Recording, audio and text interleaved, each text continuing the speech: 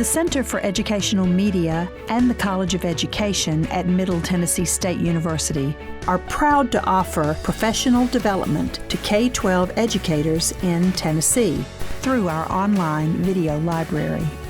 These videos are aligned with standards set by the Tennessee Department of Education. For more professional development videos, check out our website at cem.mtsu.edu.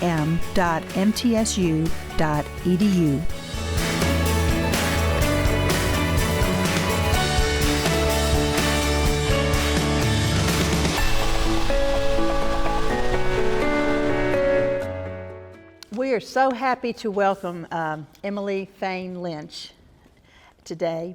She's an award-winning school counselor, and I'll let her explain more about that. But she comes to us from Knox County, and so she was nominated more than once. And so I shared with her the 163 topics that have been requested by school counselors, and she came back and said, you know what, I've got some ideas on these, and so I think I'll cover these. So today she will be presenting on STEAM and school counseling. Yes. Emily, we are glad you're here. Yeah, I'm glad to be here. She's going to be with us for the afternoon. We will take a break in the middle of the session, but I'm eager to hear what she brings to us. Thank you for being here. Yes, thank you. So yes, I'm Emily Fain Lynch. I am from Knox County Schools. I just spotted one of my best friends from college in the audience. So that was a fun surprise to start my morning off. I will go and tell you, I'm also a dance instructor part-time. And last night, fun story, this just really encompasses who I am as a human.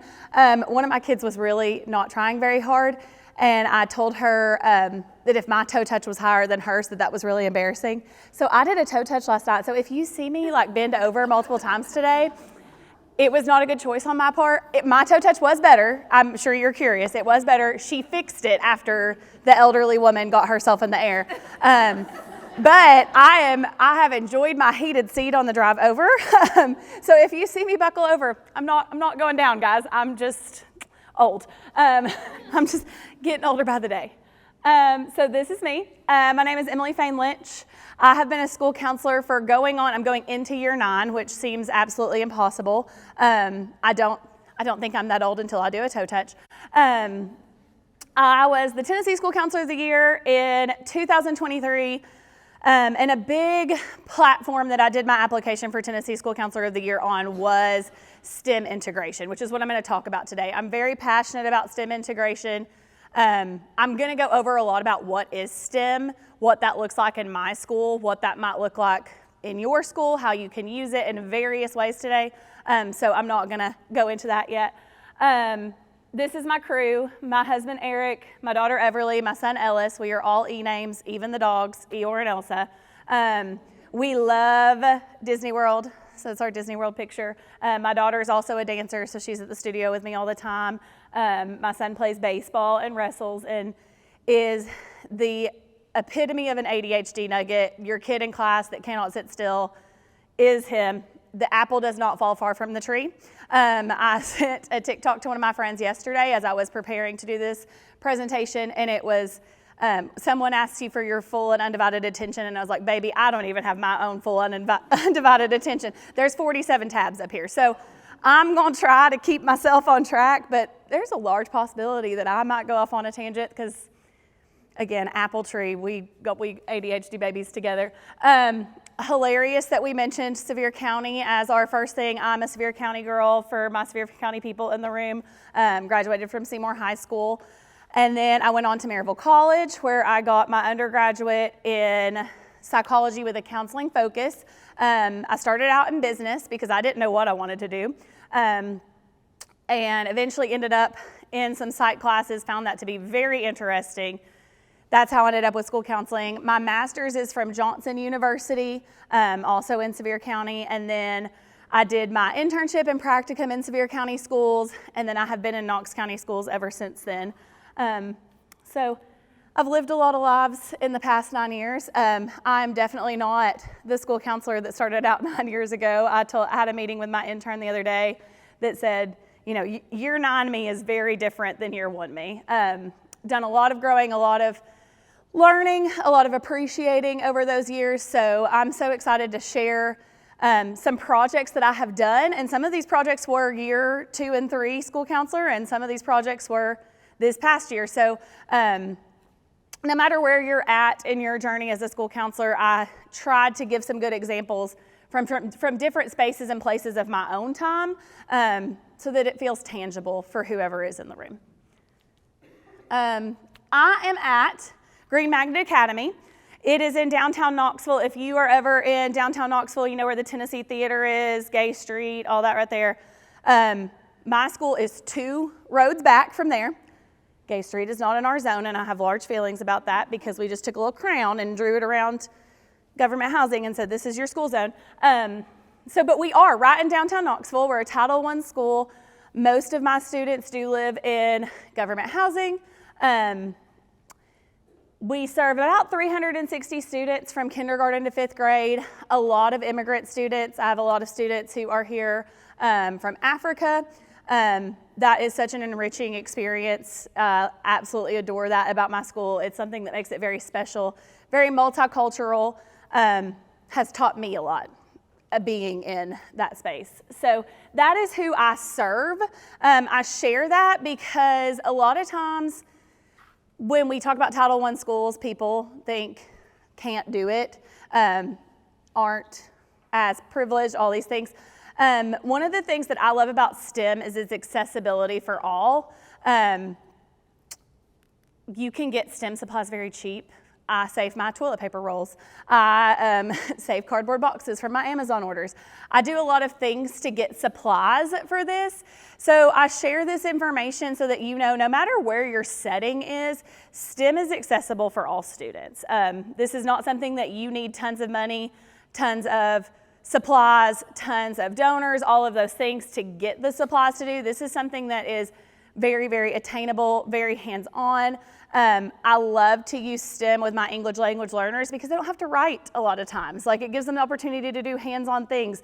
It gives them the opportunity to feel empowered and not like they don't know what's going on. It gives them those places to plug in and work together. So we're going to see some of that today.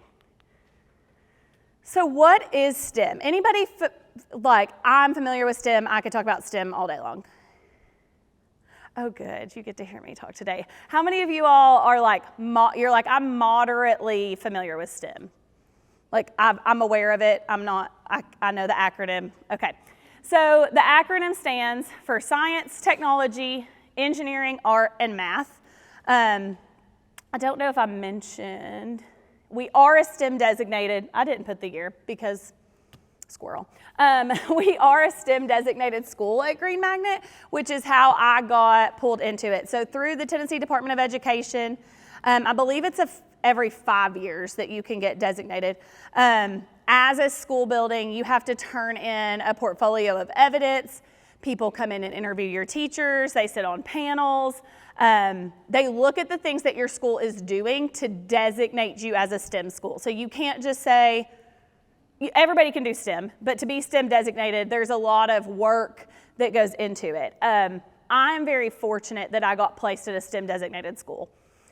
That was the Lord, I swear, because I would not have been into all the things that I've learned about if I wasn't in a place with educators who knew what they were doing and did it really, really, really well.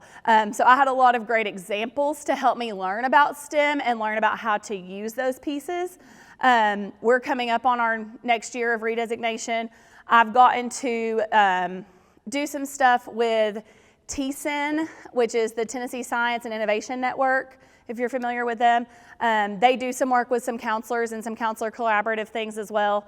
And through that, I've been able to tour other schools that are STEM designated, so that's been really neat to see different places and different spaces and how they do STEM. But basically, big thing is the acronym, Science, Technology, Engineering, Art, and Math. And truly, it's as simple as that. If you are doing one of those pieces, then you are doing STEM. We have a few special things at our school that help that to be easier. We have a coding and robotics lab, so we've got a lot of access to technology with that. But I personally do a lot of the technology and engineering piece, and a lot of the art piece is what I really focus on. Every once in a while I mix in that science and math, but I particularly gravitate toward that technology, engineering, and art pieces. We follow something at our school called the engineering design process. This is not necessarily unique to us, but this is a STEM process. So when we do a project, which is what I'm going to share a lot about today, this is the process that we follow when we do the project. So ask, imagine, plan, create, and improve. And you're going to see some really good examples of how I do that today. But we start out with a question. So how can we solve some problem? So for example, we're out of parking spots in our parking lot. How could we solve that? That's a great question right there. So you're coming with a problem or a question or a proposal, and you are just simply asking, what could we do about this? How could we solve this problem? And then we move on to imagine. In Imagine is where we kind of idea share, but it's also where we do some research. So a lot of times when I do a project, we present the ask, and then we move on to that Imagine piece where I let kids kind of share out. What are some ideas that just immediately pop in your head? Let's get those out. Let's get those ideas in. But then we're also going to expand on those ideas by doing some research. So we're going to dig in, use that technology piece, research, and find out what other information can we get. Then we move into our plan phase, which is where they will actually plan out the project. This is one of the longer amounts of time of a project that we do. Planning is really important. This helps some of my kiddos who are rushers. They're like, I'm ready to build, I'm ready to do things.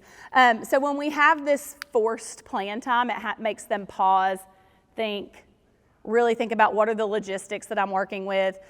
When we plan, we do look at things like, what are the materials I have accessible to me?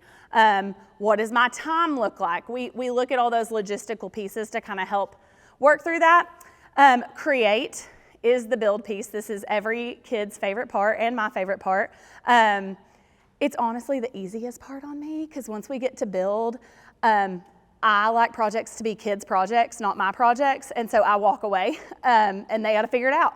And I will come in and redirect here and there, but I am a manager, so I have to walk away for myself, because I will insert myself in the child's project if I'm not self-aware of what I'm doing. So create is really the fun part. You get to watch them build, use materials, and we're going to see a lot of different examples of that today. And then the last step is to improve. This can look different for some different projects. Sometimes it's actually physically improving the project that we built, depending on time. You'll see some examples of that. Sometimes it's coming up with an idea of how would I do this a little differently next time now that I've done this project? What would I do to change? This is a process that we use for pretty much everything. Our school, being a STEM designated school, we require our teachers to do projects, which I think I might talk about in the next one. PBLs, okay, so that's what we call our projects. They are project-based learning or problem-based learning. Interchangeable on what you want to put. Problem is we're solving a problem is the biggest part. So when you come to the idea of what is the problem that we're going to fix, I usually focus on problem-based learning.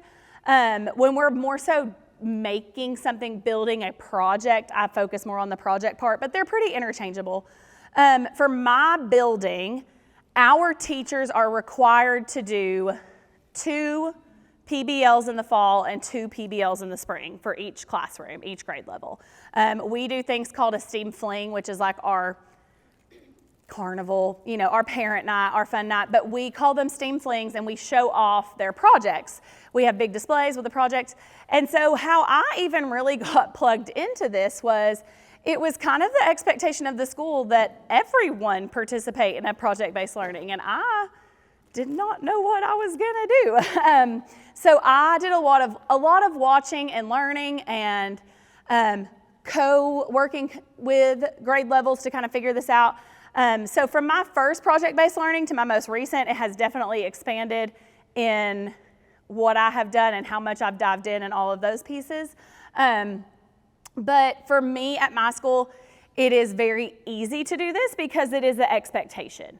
If you're at a school that's not used to this, I'm going to show some ways that you can do this in your programming in a 30 to 45 minute lesson. So this is something that you could, my hope is that today, no matter if you're in a school where your principal lets you do big old projects like mine does, which I'm so thankful, or if you're in a school where you're like, I got 30 minutes, this is what I got, this is what we're doing. I'm gonna show examples of both today so that when you leave today, hopefully you have an idea of something that works in your building, no matter what your situation is. When we do these PBLs, one thing I learned, because I do not have an education background, like I said, psychology, school counseling, I had fabulous mentors, but I was never a teacher. So I have learned a lot from my teacher friends in doing this. And one of those things is that I need to have learning intentions and success criteria when I do a project. So I'm going to give an example here in a minute and actually do our learning intentions and success criteria for today.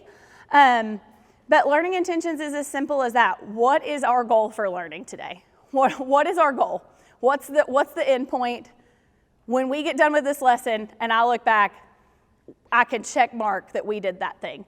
And then also what makes us successful today. So what are the pieces and parts that we need to do to make sure that today is successful? I have really found that using learning intentions and success criteria, not only in my PBLs, but also just in my everyday teaching, has really helped. My kids are very used to that format as well, so that was very cohesive for them. This is something their teachers do. Now it's something I am doing. A lot of their special areas teachers also do this, so it was very cohesive. It gives them a target, and I think that really helps a lot of my kiddos. They like to know what's happening.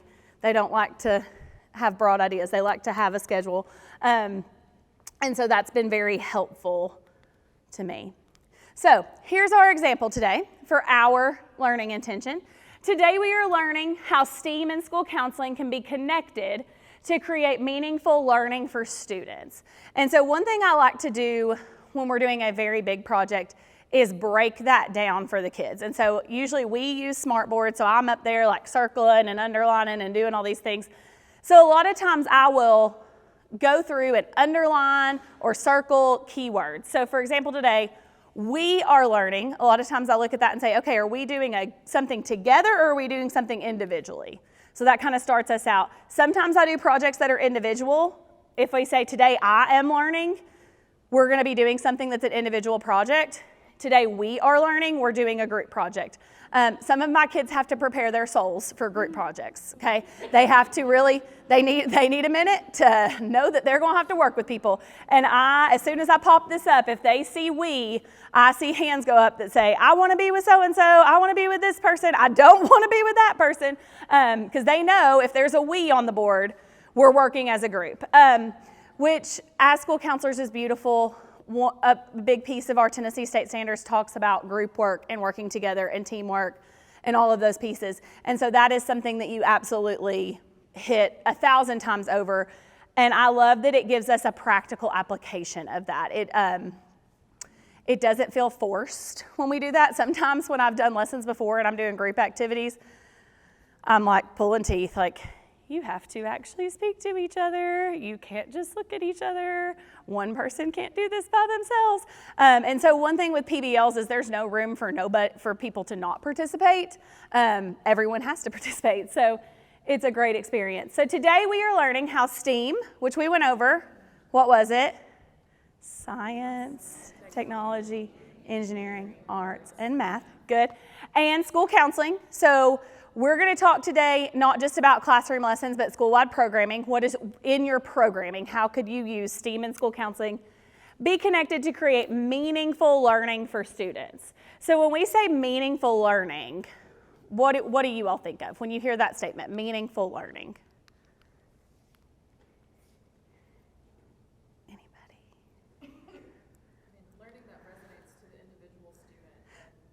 Specific meaning to their life and to their future. Yeah, so she said learning that resonates with the individual students. Keep going, I've got to repeat it. it has like meaning for their individual life currently and their individual future. So individual life currently, individual future. Very good. Thank you. All right, in the back, yes. Yeah, to me, that means something that they actually can internalize. It's not just regurgitating what was read on a paper or what was lectured to them. Absolutely, absolutely. Anyone else? Yes, go ahead. We got one more. Hold on, she's going to come to you with the mic so we can get it. I have a loud voice. Maybe. Okay. Something like the way that I interpreted that was more like not specific based on a certain content area, but it's more of like a life skill, something that will be throughout and it will kind of continue as they learn and grow. It's like that foundational skill. Yes, very nice. Yeah, I think this can mean a lot of different things for us and for our students, depending on what it is and what you take away from it today. For me, and I've had this conversation a lot with educators, I don't think back on my elementary school experience and remember a math worksheet. I don't think back on my middle school experience and think about a test that I took. But I do remember my school counselor talked about manners, and she put on an entire seated dinner, and we had to plate the things, and we had to have conversations together, and we had to use our manners. We had to use all the things we talked about in the lesson, and we had to apply that in this party that we got to have because we had done this thing. Those are the things I remember from elementary school. And my hope and my goal is that when my students leave me, they might not remember my name. They might not remember my high fives in the hallway, but I hope they remember how much fun we had. I hope they remember these lessons and these activities and these projects, and they think back and they smile about those things. And maybe they're an engineer one day and they think about the time that Miss Emily had them build something crazy. So that is something for me. It's something I want them to take with them, something I want them to keep and remember, and to be important to them, something that they think back on fondly. So we are successful today when we have garnered new ideas. I don't know who wrote garnered. That was not me. That was previous me. I was feeling myself when I wrote that. That's not what I would write right now. We are successful when we have garnered new ideas for implementation of STEAM into our comprehensive school counseling program. So today we're successful if we walk out of this room with you all having an idea of how you could use this. I love going to conferences. I love going to things. But there are so many I walk away and say, that was great. That was a good hour and a half, good information. Yay. I don't always walk away with a plan or an idea or a spark of something that I'm going to take back and do new. And so my goal is always that whether it's something teeny tiny or it's this grander scale activity, my goal for today is that each of you walks out with an idea of something that you can actually use.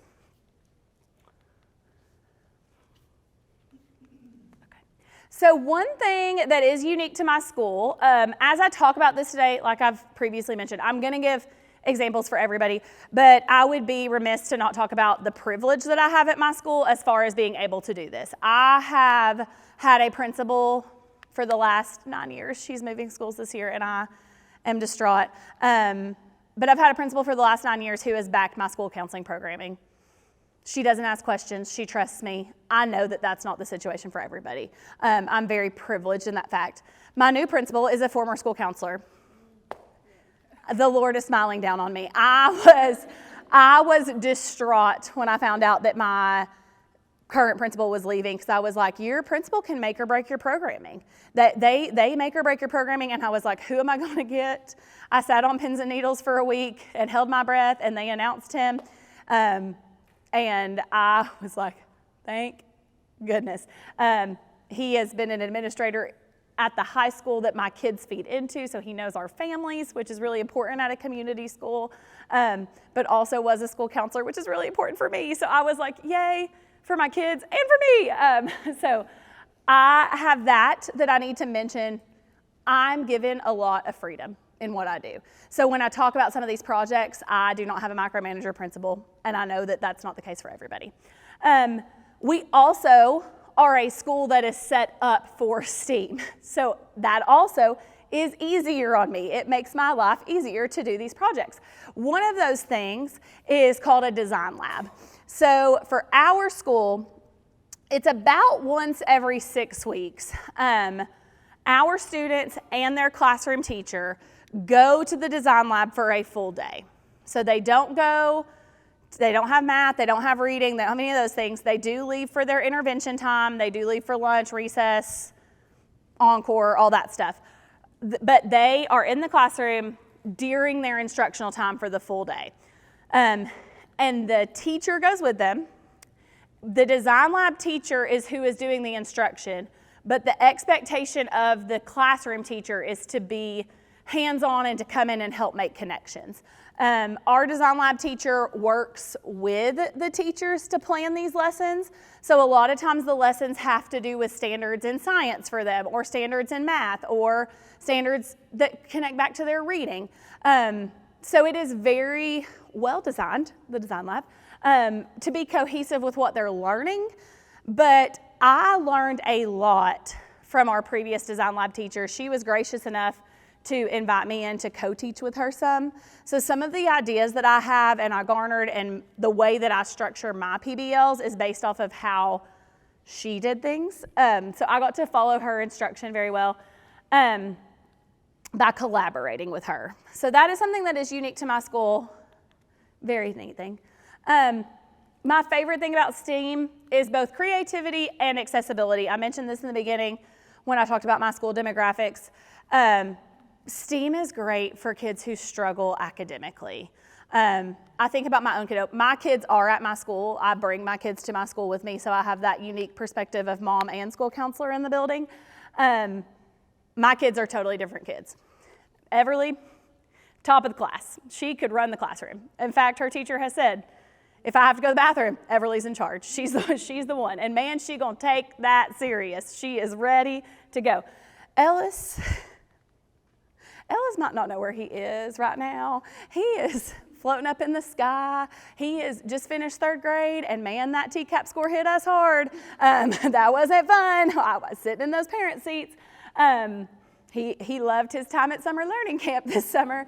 So I have two very different kiddos. A very high achieving academic kiddo and a kiddo who I'm just glad that he does not hate school, honestly. I'm just glad that he is happy to go to school, because if he didn't have the support that he has of not just myself, but my husband and my parents, I could see him being a dropout, because it is that difficult for him. So as a mom, I love this. As a school counselor, I love this. STEAM, to me, kind of wipes the slate clean. We're not doing a lot of writing. If we are writing, we're in a group, so somebody can do the writing and somebody can do some talking. Like, we can balance this out a little bit. It's very hands-on. Those are all things that make it very accessible for all of your students. Like I said, I have a pretty high ELL population, and one of my favorite things is when I do PBLs with my students and my English language learners in particular. I have had kids come up after and tell me, like, that's the first time I finished a project. It's like, yeah, you did that. That was awesome. And it's because it's a little more relaxed. It's definitely kid-driven. It's not as academically strenuous. It's fun. It's just fun. So for your kids who struggle academically, this is something that I just think breaches all the gaps for all your kids. It's also a great opportunity to practice both teamwork and utilize team member strengths. That was something I struggled with as an early counselor, of like, man, these kids can't get along. And then I walked in the lunchroom and I found out they couldn't talk to each other while they were in lunch. And then I walked into other classrooms and they were sitting silently working on papers. And I'm like, I know why they can't get along. They've not practiced. They've not done anything to practice getting along. It's not because they can, it's because they've never had the opportunity to. And so that is one thing that is beautiful about STEM, is it gives that opportunity to practice that teamwork, that collaboration, real world skills. Whether you grow up and you work at the local grocery store, or you grow up and you work at a Fortune 500 company, you're gonna have to learn how to work on a team. And so that is one thing, no matter where my students end up on those careers, you got to be able to work with people. I don't care if you're the smartest person in the room. If you can't get along with the person beside you, you're not very employable. So this really gives an opportunity to practice that teamwork, utilize team member strengths. It's given me a lot of perception data of things I need to work on, like conversational skills. How do you tell somebody that you don't like their idea without being ugly to them? So it's shown opportunities for instruction. I need to work on this because no one's told them how to do that. No one's taught them how to do that. It's also very open-ended. Like I said, I'm a manager. I like to jump in, do the things, but this gives ideas to everybody, and you're going to see some really cool ideas that kids have come up with. And when things are open-ended, it's just magic what some of these kids come up with. It really gives those kids an opportunity to shine, to not be put in a little pigeonhole of you've got to get this correct answer in math, and you've got to write this exact thing down in reading, and you've got to do this exact thing right here. It gives them that opportunity for creativity to come up with their own ideas, whatever they may be. So where do you start? So think about your school. Where can you begin? Are there certain teachers that would be up for collaborating? We all know we have certain teachers in our building. They ain't gonna collaborate with nobody. They ain't gonna do nothing with nobody, especially not the school counselor. I have one teacher in particular, I think she thinks it's hoodoo voodoo. That's all right, that's all right. She ain't gonna collaborate with me, and that's okay. I'm not her person, and I have accepted that. We move on. But that's the thing is, who are your teachers that are your people? I have some teachers who are always excited to collaborate. If I come to them with an idea, I don't even have to get through the first sentence before they're like, you know I'm down, like, you know I'm ready to do this. So think about who are your people. Are there certain grade levels? I do have certain grade levels that are more willing, particularly my third grade team is just really good. They're just really fabulous, so they are always willing. One of the PDL examples you're gonna see here in a little bit is one that we did post-TCAP. So my third, fourth, and fifth grade teachers, they love to collaborate on projects that happen after TCAP's done because it's one less thing they got to do and it's one less thing they have to plan. And we get to do big projects because they don't want to teach anymore, and that's okay. So thinking about, like, are there certain grade levels? My kindergarten teachers are really down to collaborate.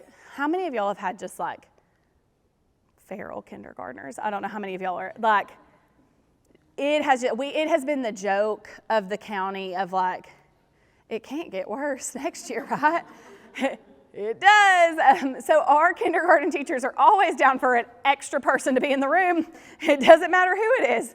They would take any extra body to come in that room and do something. And also with kindergarten, you got a little more flex of what they can and can't do as far as tied to those standards and tied to that time and tied to those things. They have a little bit more flex than some of the other grade levels. But also specialty areas. I have done a lot of work with our art teacher. I think the example's in here. If it's not in here, I'll talk about it later. But just some collaborative projects about art and calming strategies. Very easy. Very simple to do. She was totally game. Came in, talked about some of those things. My technology teacher was an easy person to work with. But your PE teacher, sometimes they're down to do something. So who are the people in your building that would be a good person to go to collaborate with? STEAM can be a big project. You're definitely going to see some examples of individual projects that you could do all by yourself. But honestly, it's more fun when you do it with friends. And that includes for us and not just the kids. So if you can find people in your building to collaborate with, that's a great way to do it. I also always share, and this is something I thought of the other day because I had a good conversation with my intern. I know for my building, the more visible I am, the more valued I am. The more I am out of my office, the more I am teaching, the more I am out and about, the more people understand what I do and what I'm there for. And so this is one of those things that can kind of, it might push you out of your comfort zone, but when you start to collaborate with others, those whispers start to happen across the school of, oh, well, maybe we could do this with them. Oh, maybe we could do this with them. I would say my collaboration with teachers has really bridged a gap with all. I'm still working on my one. Thinks I'm hoodoo voodoo. I'm still working on her, but I'm gonna get her. I'm gonna get her one of these days. But it has really bridged a gap with some teachers that I didn't think I would bridge a gap with. When they saw that I was willing to come in and step in and teach a classroom and work on grade level standards and think about what is your class learning in social studies and how can we connect it to what I'm teaching, they're like, oh, you don't just talk about breathing. No, I got a lot of other tools in the toolbox, guys. And so when you can plug in with those other teachers, they really start to see that value in our role and what we can be used for. So some things to consider when doing STEAM activities. What supplies can I use? And what money? Some of us have no money. That's me, I have no money. There is no more money left. We out of paper. We scrunched up paper at the end of the semester. So what supplies can I use? One thing that we as a school have done, and if you are looking at doing STEAM projects, you can absolutely set this up outside your office. We have, they're not trash bins, they're cardboard bins, but we have bins around the school, and I have one particularly for my office that is for people to drop off cardboard. When you get an Amazon box, please come put it in this bin. You just finished your Kleenex box, walk that right down to Miss Emily's office, put that right there in that donation bin. So I think about like getting supplies that are household items that I can build with. You're gonna see some really great examples in a minute of those cardboards in use, so it'll make more sense. Cardboard's your best friend. That's like my favorite one is cardboard. You can do so many things with cardboard. But donations are a big one. I've put out on Facebook, once I get an idea of a project sometimes, I'll put out on Facebook like, hey, I need 700 toilet paper rolls. There's a bin on my porch. Thank you, all my neighbors. Put them in there. So one thing is you can reuse a lot of stuff. A lot of projects I've done, we can do with paper, we can do with cardboard. We do use hot glue guns a lot. We go through Hot Glue Gun University to learn how to safely use hot glue guns. We don't touch the hot, we don't do, we do all the things. We do through a step-by-step process. You have to get certified to use the hot glue gun, but I let kindergartners use hot glue guns. We do a lot of work before we do it, so they're ready to do it, but they know how to use the hot glue guns. So sometimes I do look for donations. I know it's Amazon time where people are putting their Amazon lists out. So today, if you think of any supplies, you're like, ooh, I would like a set of 5 hot glue guns to have for if I do a project. Write some of those things down today.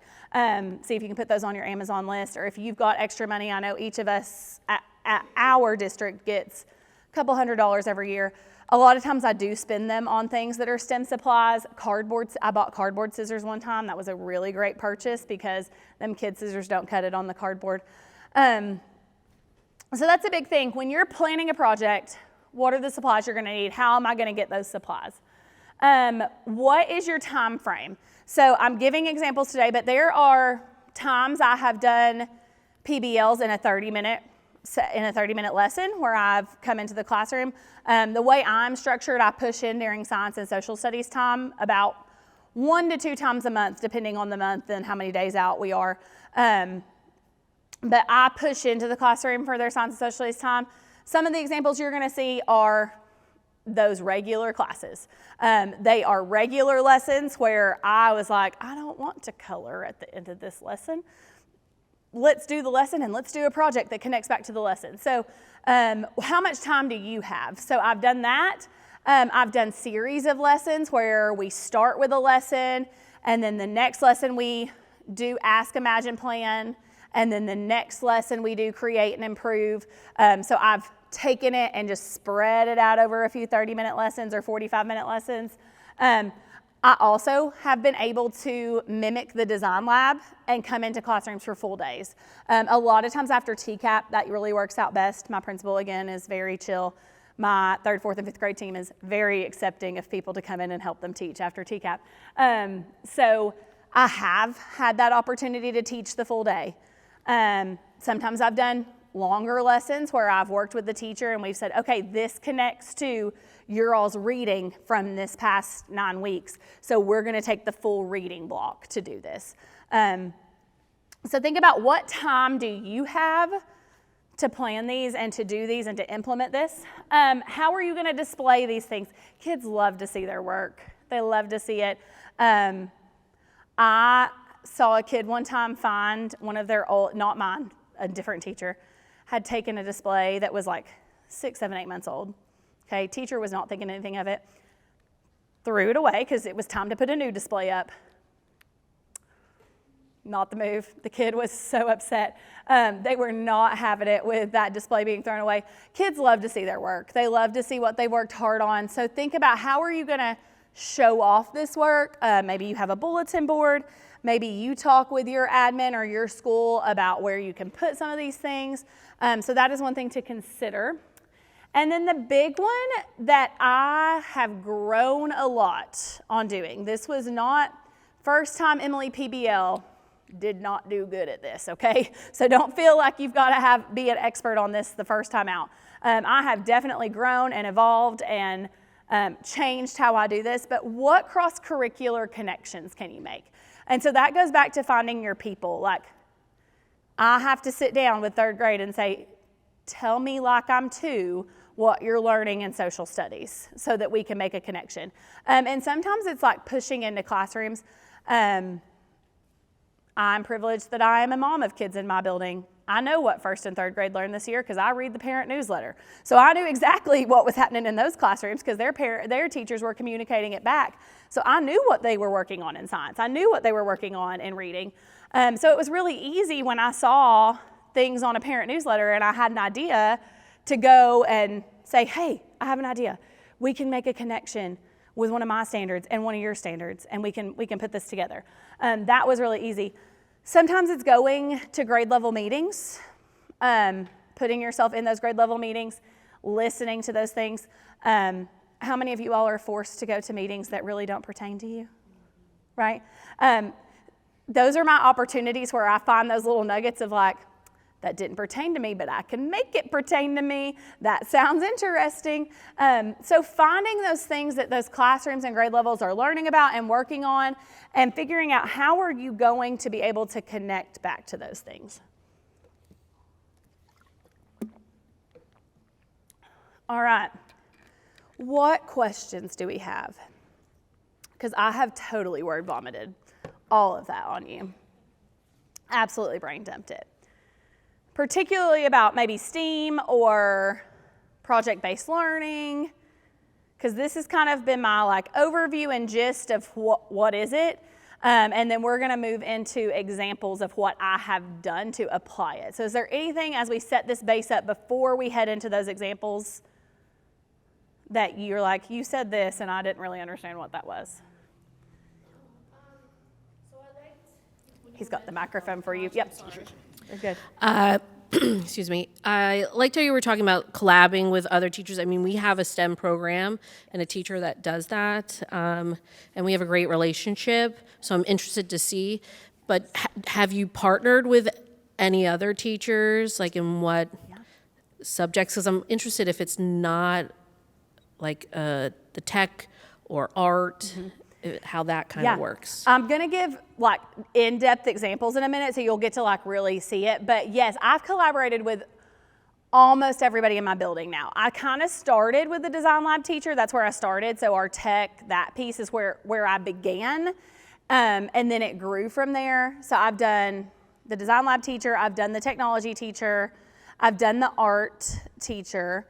PE we did. But then I've moved on. I've done some projects with kindergarten. You get to see some really cool examples of my favorite projects with 3rd and 5th grade. I just have a really good 3rd and 5th grade team. That's why that I get 3rd and 5th grade. They're just really good people. But 3rd and 5th grade are probably the teams I have collaborated with the most. There's an example of a lesson that I collaborated with a specific 1st grade teacher for. She was having a specific Tier 1 issue in her classroom, and we treated it with a lesson, but also some STEAM. So you'll see an example of that today. But yes, I started with those specialty areas. I think they are the easiest to condense because there's a lot of pressure on especially our 3 through 5 teachers for reading, math, science. Like, they got to do all these things. Our art teacher doesn't feel quite as much of that pressure, if that's fair, at least in my building. I think that's probably pretty similar for other people. But I think it was easiest to start with the specialty area people. And then I did move to classrooms, yes. Yeah. Great question. So we got one right here. Coming with the microphone. Do you have your own classroom, or are you always pushing in to teach these? Yes, I'm always pushing in. I personally prefer that. I know other people may not. I like to go into their space because I don't have to figure out a seating chart. I don't have to figure out the carpet spots. I don't have to figure out where the supplies are. I don't have to teach them where everything is every time they come in. They are in their space. And so I personally enjoy that. It's also nice, like when I go in and push in and do STEAM projects, one of those things I cover with the teachers is, when we do this project, here's the supplies I would like to use. Do you have those in your classroom? And if they don't, I'll gather those up and bring them. But a lot of times it also makes my life a lot easier because they've already got their crowns and they're this and they're that, and they know where to get them. So that's really nice. So yeah, I just have a regular office. I have done some STEAM projects with small groups in my office. But yes, I push into their classrooms 97% of the time. Yeah, do not have my own classroom. Yes, we got another one right here.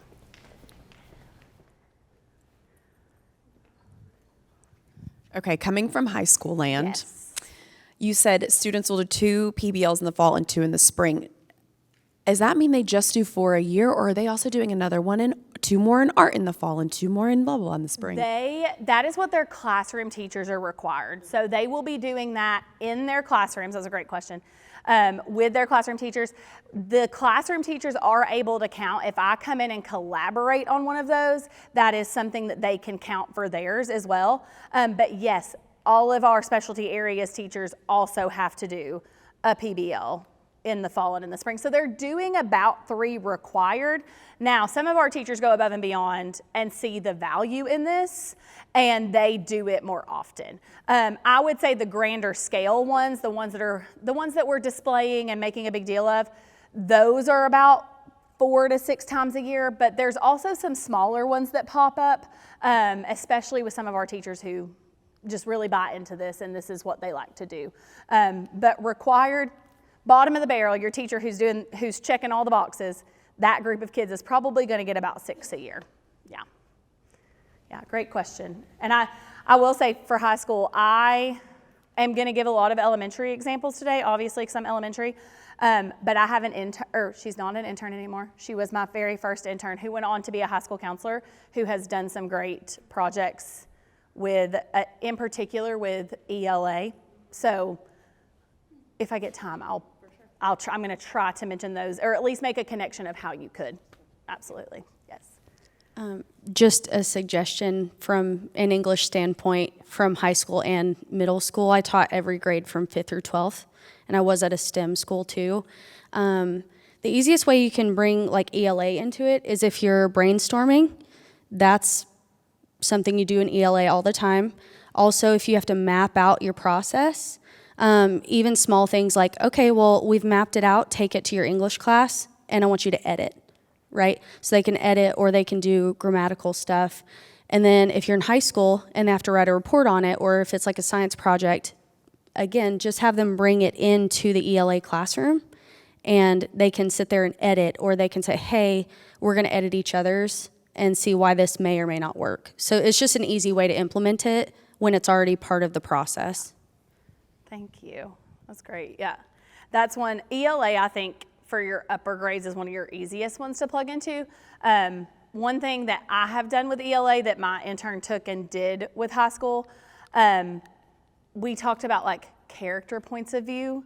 So when they read a book and they were looking at the points of view of those characters, we looked at some of the social problems that those characters dealt with, and then we turned that into a question. I can't remember exactly which book it was, but say, for example, so-and-so and so-and-so couldn't get along. Like, that was the problem. How could we solve this problem? And then we used the engineering design process. Some of them get to be a little bit bigger of like there was a social justice issue in the book, or there was a equity issue in the book. This was an issue, this wasn't an equitable thing that happened to these two characters. What if this was our community? What could we do to address the equity of this situation? And so like a lot of times for me, the easiest is when you're reading a book, like when they are actually reading a text, finding the real life, how can I take that from the text and apply it to like what would it look like in my community, is a really great way. That was one that my intern did. They were reading a particular book and it was about equity in particular. They looked at the two characters, did the compare and contrast, and then their project was about messaging. So I think they ended up making a like a commercial is what they ended up filming about addressing a specific equity situation. But it all stemmed from, we've read this book, this happened to the characters, this is what we're building on. Yeah, great And question. I want to add something to that from educator perspective. You know, there's a distinction between, and you said it, Emily, a distinction between problem-based learning and project-based learning. And if you think of it like this, problem-based learning, the focus and the learning happens in the process of solving the problem, or in the comparison and contrasting, or in the analysis. That is problem-based. You're going to a solution for a problem. It could be a scenario, it could be question of equity, but the problem and the process of solving the problem. Whereas project-based, the learning happens in the process of doing a project together, and the learning that happens when you're creating the pieces and the parts and putting it together into a final project. So there's a distinction there where final project's kind of the focus of project-based, whereas process is the focus of problem-based. And they both apply in school counseling. Absolutely.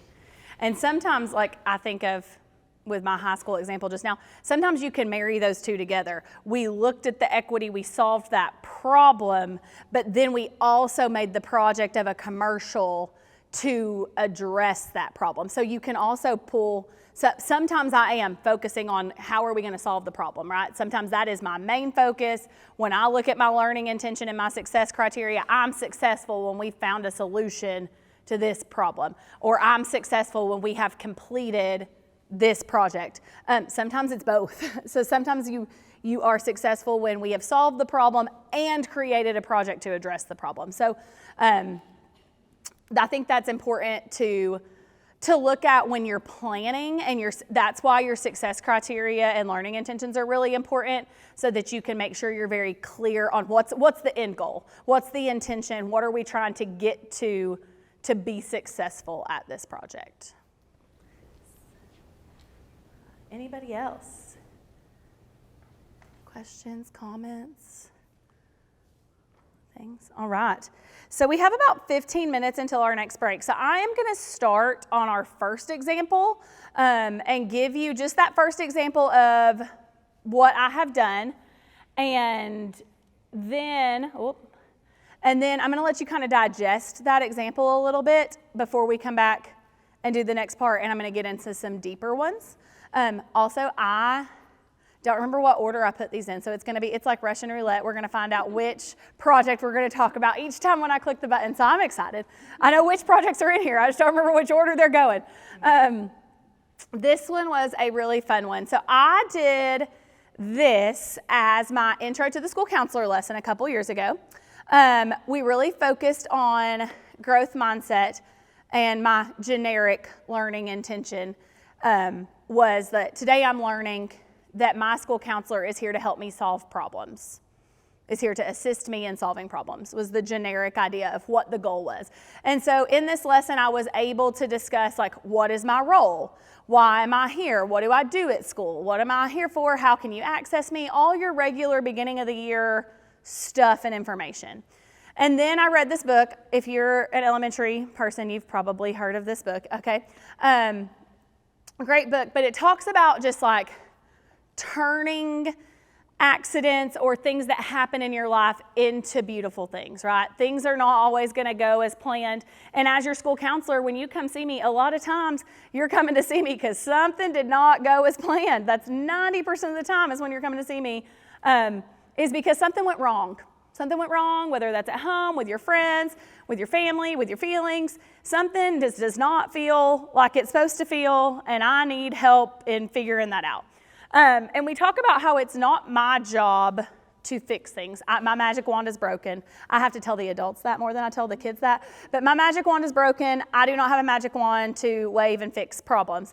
But I do have tools to help you navigate through those problems and to change the things, to change your perspective, or to manage through a situation, or to cope through a situation, whatever that may be. And so I set a timer, a very dramatic timer, okay? Just like very intense music timer. And I told them to scribble on a piece of paper. I gave them all a piece of paper and I said, just scribble away. Scribble all over this paper until the timer goes off, okay? So when the timer goes off, everybody's got to put their pens in the air, pencils in the air, whatever they had. We're done. So then they had to look at their scribbles, and we talked about, like, what does this look like? And a lot of times they're like, a mess, trash. This looks like lines on paper. What are you talking about? What does it look like? And so the goal was for them to turn their scribbles into some form of art, okay? So they had to look at their picture. They had to think about, how could I change this page of scribbles into something nice? I did an example. So mine's like a weird flower I found a bumblebee in mine. I made it into a bumblebee and added the flower and added all those things. I had some great cats, some great dogs that showed up out of these scribbles. But we walked away talking about, like, life's not always going to be pretty. You're not going to have a straight up little kitty cat drawn on the page every time. Life's going to happen. Things are going to throw challenges. Things are going to happen. But how we address those things is really important. We always have the opportunity, even in bad situations, to make them better. We have that opportunity to deal with those things. And that's part of what my job is to help you to manage those things when they happen in life. And so that was our beginning of the year lesson one year, was turning our scribbles into art. So again, this was like a 20-minute lesson. This was not a big thing. But art was our connection with STEAM. As long as you can connect it back to one, ours was art. We made that connection back. And we were able to just kind of explore in a little bit different way. I feel like the beginning of the year lessons, I get a little bored by the time I do them with the 4th grade level. I'm like, I'm still Miss Emily. Still haven't changed. My office is still in the same spot. Still here to do all the things I've been doing, especially when I get to like my 4th and 5th graders. My kindergarten, 1st and 2nd graders enjoyed this a lot.